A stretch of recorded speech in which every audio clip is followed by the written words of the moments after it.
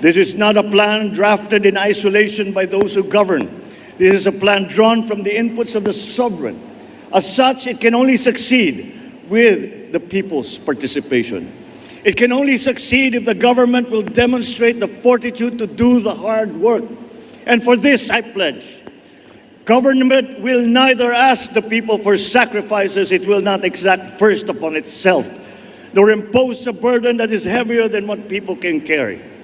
Sa Bagong Pilipinas, ang pagbabago ay nagsisimula sa pamahalaan. While power emanates from the people, change must begin from government.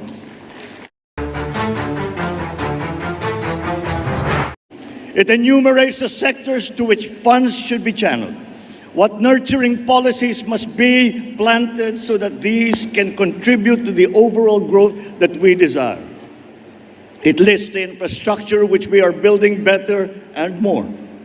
It paints the ideal human development index that we are all working to achieve. Ang Philippine Development Plan, yan ang isa sa mga batayang dokumento kung saan hinangok ang Bagong Pilipinas, our brand of governance. Ang Bagong Pilipinas ay hindi slogan na basta lang binigkas o bumper sticker na kung saan na lang ikinakabit na ibiniburda sa damit. Ang layunin ng Bagong Pilipinas ay maglatag ng mga mithiin na dapat natin makamtan para sa kinabukasan ng ating bayan. Tapos na ang patsi-patsi na plano na iiba-iba na ang nangyayari lang ay nagkakawatak-watak tayo. It is time for bold thinking, accompanied by the strong will to execute it. As I have said many times, the mandate of the people should be devoted to achieving the grand, not wasted on the petty.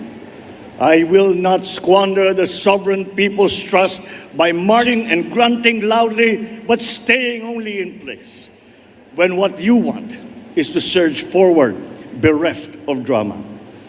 Bagong Pilipinas is not a political game plan that caters to a privileged few. It is a master plan for genuine development, the benefits of all our people.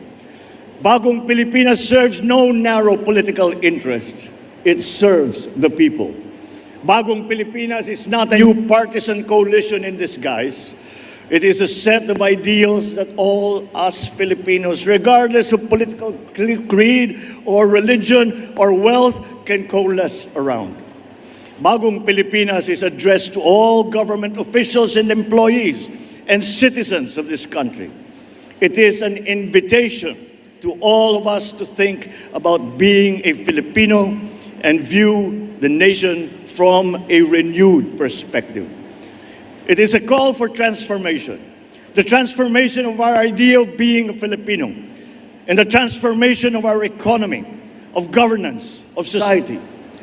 Bagong Pilipinas transcends this administration. To those whose overheated imagination has been poisoned by toxic politics, Bagong Pilipinas is no Trojan horse. It conceals no agenda. It is a program of many workhorses driven by the love of country. The sweeping vision that it brings presents will not automatically come to fruition. It will require for all of us to work very hard. Such is not the assigned task of government alone, but it is the duty of every Filipino. This is not a plan drafted in isolation by those who govern. This is a plan drawn from the inputs of the sovereign. As such, it can only succeed with the people's participation. It can only succeed if the government will demonstrate the fortitude to do the hard work. And for this, I pledge, government will neither ask the people for sacrifices it will not exact first upon itself, nor impose a burden that is heavier than what people can carry. Sa Bagong Pilipinas, ang pagbabago ay nagsisimula sa pamahalaan. While power emanates from the people, change must begin from government. Kaya naman, ito ang aking mga mahigpit na tagubilin sa mga kawani ng gobyerno. Una, Bawal ang tamad at makupad sa pamahalaan. Walang puwang ang mga mabagal at sagabal sa serbisyo publiko. Services must be fast. Projects must be completed on time. Deadlines must be met per schedule. Distress calls must be responded to without delay. In whatever government office, red tape must be replaced with a red carpet. At saka palitan na ninyo yung sungit ninyo, palitan na ninyo ng ngiti.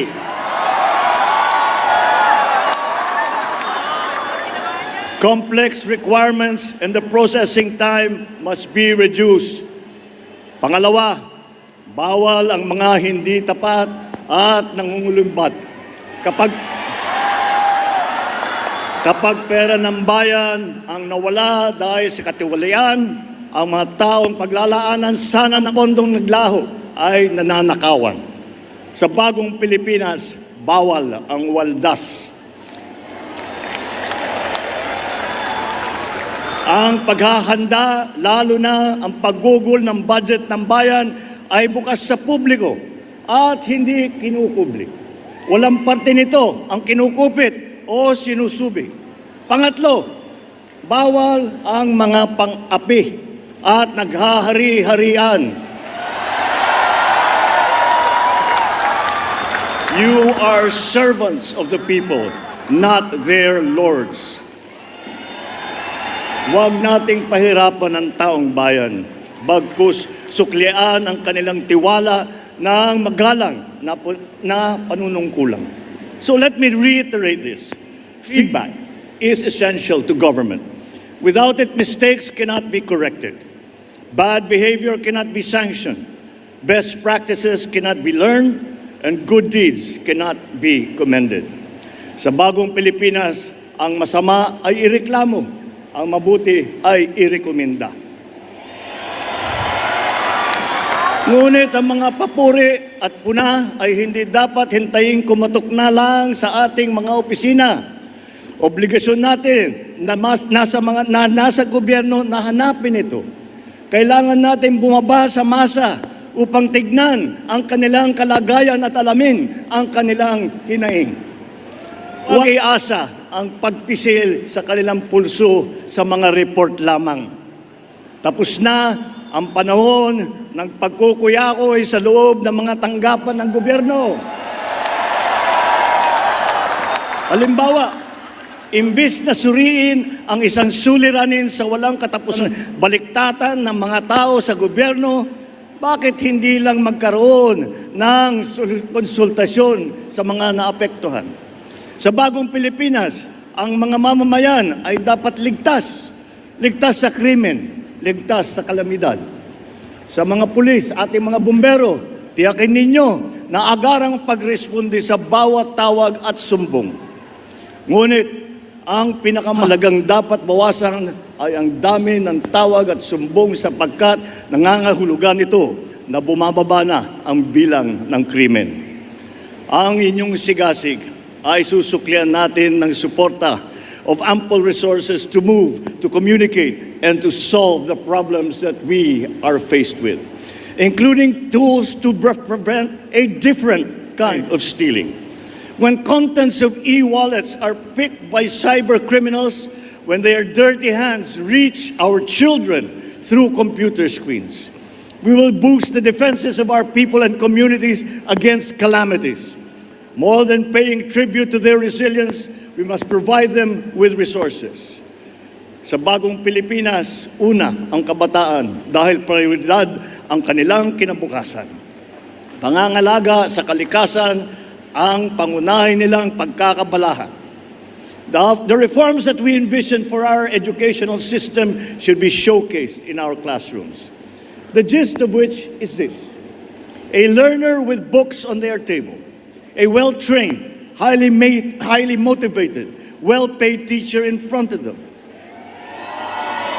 teaching a curriculum carefully created to our needs under a setting wired to the digital world. Sa gitna nito, ang sentro ng ating pagsisikap, isang batang natututo. To learners who are hungry, we will provide meals. Because one cannot feed the mind habang umuugong ang kanilang mga tiyan. Through Bagong Pilipinas, we will meet our greatest obligation to our youth, to mold them into critical thinkers, problem solvers, and visionaries for their country. Panahon na rin upang bayaran ang ating utang sa mga magsasaka at mangingisda. Those who feed the nation, but ironically cannot feed their own family. Nagbabadya ang El Nino, ngunit babayin natin ang agrikultura ng mga programang nababawas na perwisyong dulot nito. Sisiguraduhin natin na hindi malulunod ang mga pinagpaguran ng ating mga kababayan sa kanayunan. We are expanding our irrigable lands. We are increasing farm support across the board for all crops. We are incentivizing urban gardening, including turning idle lands into vegetable plots. We will no longer tolerate smuggled food that impoverishes our domestic producers and puts our consumers at risk. The ultimate objective is to make food affordable to all. And one way is to achieve this is to make it accessible to consumers. We are addressing trading and transport bottlenecks. Itinigil din natin ang katotongan sa pagkokotong sa daan at sa pantalan sapagkat ang tong ay nagiging presyong ipinapatong sa mga mamimili. Sa mga barangay, ang kaayusan at kalinisan ay gawin nating tuloy-tuloy. Ang bawat bakanting lupa sa inyong nasasakupan ay gawing halaman at gulayan. Sa mga barangay at SK official, maging modelo kayo ng isang tunay na mabuting mamamayan.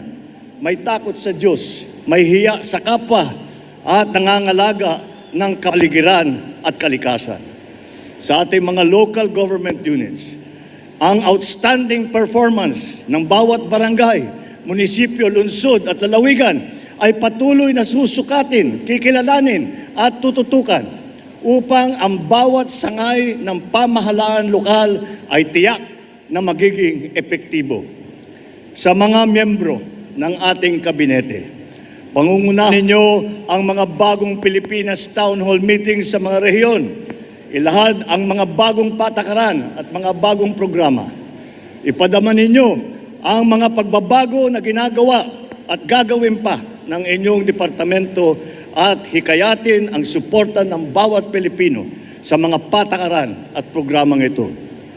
Sa sambayan ng Pilipino, araw-araw tayo mananalangin, magsusumikap at kumilos upang maging mas maginhawa ang pamumuhay ng bawat isang Pilipino sa ilalim ng Bagong Pilipinas.